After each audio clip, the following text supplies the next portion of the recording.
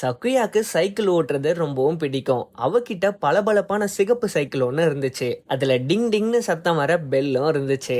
ஒவ்வொரு நாள் மாலையும் அவங்க வீட்டுக்கு பக்கத்துல இருக்க பூங்கால சைக்கிள் ஓட்டத ஒரு வழக்கமா வச்சிட்டு இருந்தா. அப்படி ஒரு நாள் எப்பவும் போல பூங்கால சைக்கிள் ஓட்டிட்டு இருக்கும் பொழுது தன்னோட தோழியான சாரா சோகமா இருக்கிறத பார்த்தா. உடனே தன்னோட சைக்கிளை நிறுத்தின சக்கியா, சாரா என்னாச்சு, சோகமா இருக்க, வா எங்க கூட வந்து விளையாடுன்னு சொன்னா. அதுக்கு சாரா, எனக்கு சைக்கிள் ஓட்ட தெரியாதுன்னு பொறுமையா சொன்னா. இத கேட்ட சக்கியா சிரிச்சுக்கிட்டே, நான் உனக்கு சொல்லித் தரேன், பார்க்க தான் பயமா இருக்கும், கத்துக்கிட்டா ரொம்ப எளிமையா இருக்கும்னு சொன்னா. நானும் கத்துக்கும் பொழுது பல வாட்டி விழுந்தேன், ஆனா இப்போ என்னால வேகமா ஓட்ட முடியுதுன்னு சொன்னா. சாரா சக்கியாவோட சைக்கிளை பார்த்து, ஒருவேளை நான் விழுந்துட்டா எனக்கு அடிபடுமேன்னு தயக்கமா கேட்டா. சக்குயா சைக்கிள்ல இருந்து கீழே இறங்கி வந்து, சில நேரத்துல விழுறது சகஜம்னு ரொம்பவும் அன்பா சொன்னா. நான் உன்னோட பக்கத்துல தான் இருப்பேன், நம்ம பொறுமையா போலாம்னு சொன்னா. இத கேட்ட சாரா தலையசைச்சு நான் முயற்சி பண்றேன்னு ஒத்துக்கிட்டா. சக்குயா சாராவை சைக்கிள் ஏத்த கவனமா உதவி பண்ணா.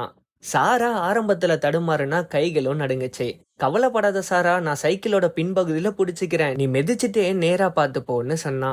சாரா பொறுமையா சைக்கிளை மிதிச்சா. துவக்கத்துல சைக்கிள் தடுமாறிச்சு, ஆனா சக்குயா அதை புடிச்சுக்கிட்டா.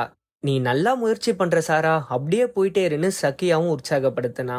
சாரா கொஞ்சம் பதட்டமா இருந்தா, நான் உண்மையாவே சைக்கிள் ஓட்டிட்டு இருக்கேனான்னு உற்சாகமா கேட்டா. ஆமா சாரா, நீ தான் ஓட்டுற, இப்போ நம்ம வேகமா போலாம்னு சக்கியாவும் சொன்னா. கொஞ்ச நேரம் பயிற்சி பண்ணதுல சாரா நல்லாவே ஓட்டுனா. சக்கியாவும் சாராக்கு தெரியாம சைக்கிளை விட்டுட்டா. சாராவும் தனியா ஓட்டிட்டு இருந்தா. சாராவும் தனியா சைக்கிள் ஓட்டுறத உணர்ந்து, சக்குயா பாரு நான் தனியா ஓட்டுறேன்னு சந்தோஷத்துல கத்தவும் செஞ்சா. நீ ஜெயிச்சிட்ட சாரா, நீ தனியா சைக்கிள் ஓட்டுறன்னு சக்குயாவும் பாராட்டவும் செஞ்சா. சாராவும் சைக்கிள்ல இருந்து இறங்கினதும் ஓடி வந்து சக்குயாவை கட்டிப்பிடிச்சு தன்னோட நன்றியும் சொன்னா. என்னால பண்ண முடியும்னு நான் ஒரு நாளும் நினைக்கல, நீ என்ன நம்பிக்கையானவளா மாத்திட்டேன்னு சந்தோஷமா சொன்னா.